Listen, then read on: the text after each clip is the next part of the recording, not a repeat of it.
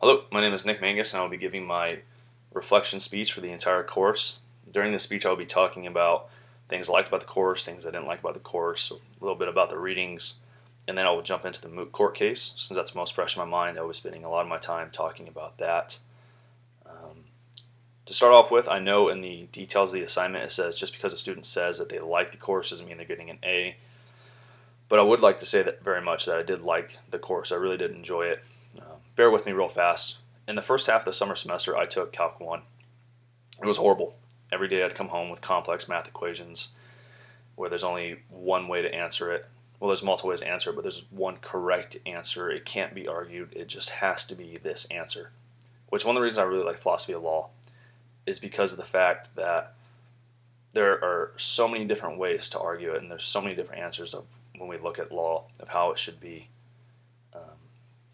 Benson talks about the postmodern law, and he mentions an old dean of a law school who says law is something that's not to be interpreted but taken as written. This isn't exactly what I'm talking about when I mention that law has many ways to be interpreted. However, even if we should interpret it is up for debate. To be honest, I don't know. Before the moot court case, I would say that law is not meant to be interpreted. It should be taken as it is. This is mostly out of fear of what could happen if we start interpreting certain laws. During the postmodern court, Josh did something that kind of changed my mind on that, but more on that later. Obviously, when I fear law being interpreted, I fear for the worst thing about the Second Amendment. I hate to sound like a broken record, but that's just me. Not to smoothly segue into the next section here, but one thing that I didn't care for was some of the readings. I'm referring to I think it's pronounced Dworkin or Dworkin. I found this section to be incredibly frustrating. The whole idea that law restricts our freedoms, even though it's supposed to be helping us for our own good, just doesn't sound right to me. Although the reading was a bit out of date, I think my main issues were more of the theory of the reading, not so much the reading itself. I'm the type of person who thinks the government should be slimmed down and its main focus should be kept on infrastructure, i.e., taking care of the roads, the hospitals, national defense, items of those nature. When it comes to reading this section, I kept thinking of the book by George Orwell, I believe it is, 1984. That may be a bit of an extreme comparison, but that was just kept popping in my mind every time I read Dworkin's his section. This was the only thing I would say I didn't like. Looking back at week 1, I remember talking about the Pareto superiority and Pareto optimal. And even though that yourself and Josh kind of talked me about what it was, I guess I'm still not 100% sure on the concept of it. I need to go back and read more just to get there. Going into the readings that I liked or that gave me a new outlook on law, when I think of readings that were kind of both enjoyable and helpful for me, I think of two different readings. The first one is the law of economics. Before I read this section, I never really thought about how laws are made from a financial perspective. I figured that laws were based morally on like a moral standpoint. So reading this section really opened up my eyes to how we make laws. To make laws based on whether they are not, to make laws, but whether they are based more on a financial expense, like how much it would cost to enforce these laws versus making these laws, is something I never really thought about. An example from that would be the author talks about how it doesn't make financial sense to ban smokers from driving because of the potential of saving them from being in car wrecks, from distracted, whether it be lighting a cigarette and accidentally getting a car wreck. So I thought that was kind of an interesting example of why we don't enforce that type of law. The other readings I really liked that kind of opened my eyes was a Latina judge's voice. Before I read this section, I never really thought about a person's experience and how they may affect the outcome of a decision. I was always kind of, Judge Sotomayor quotes one of her colleagues that he said, which was, "A smart old man and a smart old woman will come to the same conclusion in the end." This is something I would have said is true. I like to believe that it doesn't matter who we are, whether two different people with two different backgrounds will come to the same logical conclusion when presented with the same facts. Although this may happen in examples, it's not going to happen in real life. I can kind of see, maybe if there was one judge who was bit by a dog as a child, she or he might rule differently in the case against a dog owner, that was involved in a bite attack. I will say overall, again, I thought that the overall course was great. I really did enjoy it.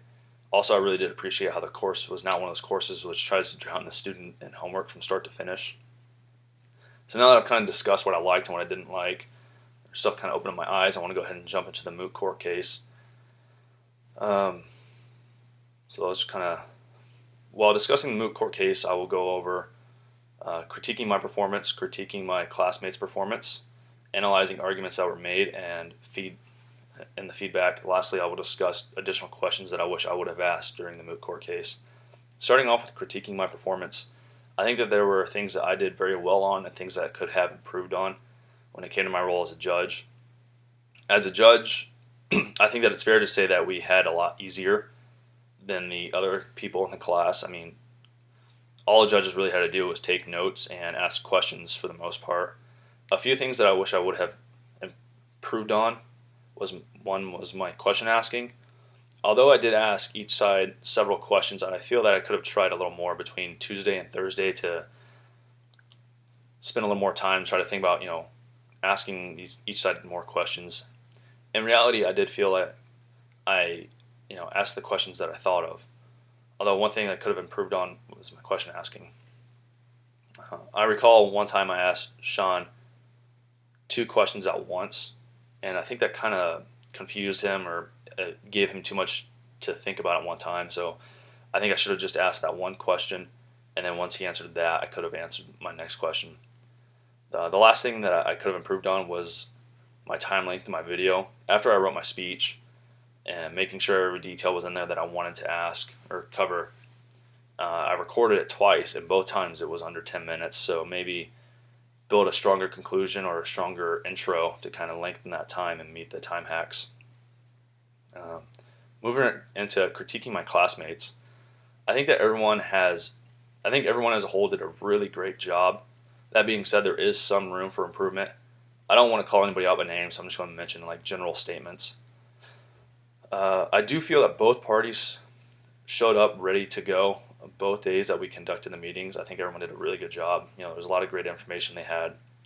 I also think it's fair to say that both parties had one person who did more of the speaking on the first day, but it was rectified on Thursday, where the person who spoke less started talking more.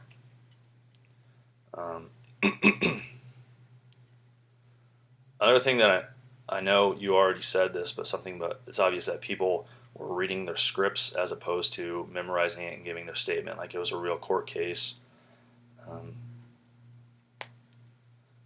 One thing I really liked was how Taylor and Sean were prepared on the second day when I asked them about the public hospital situation that it was.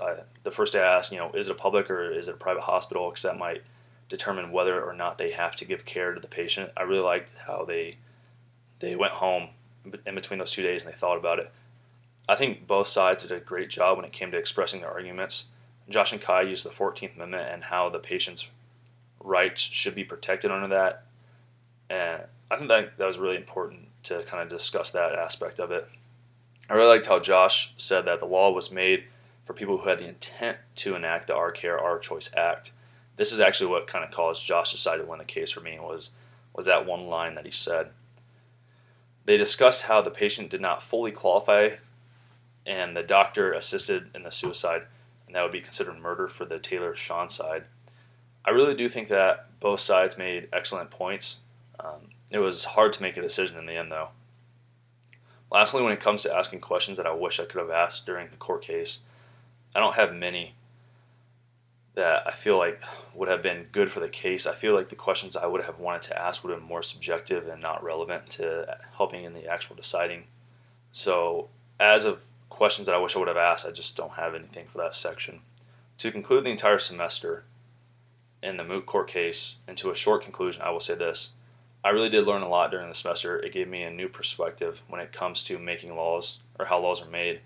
My favorite part of the course obviously was being a judge. I wish everyone could have experienced that because it was a lot of fun for me. Thank you. Have a nice day.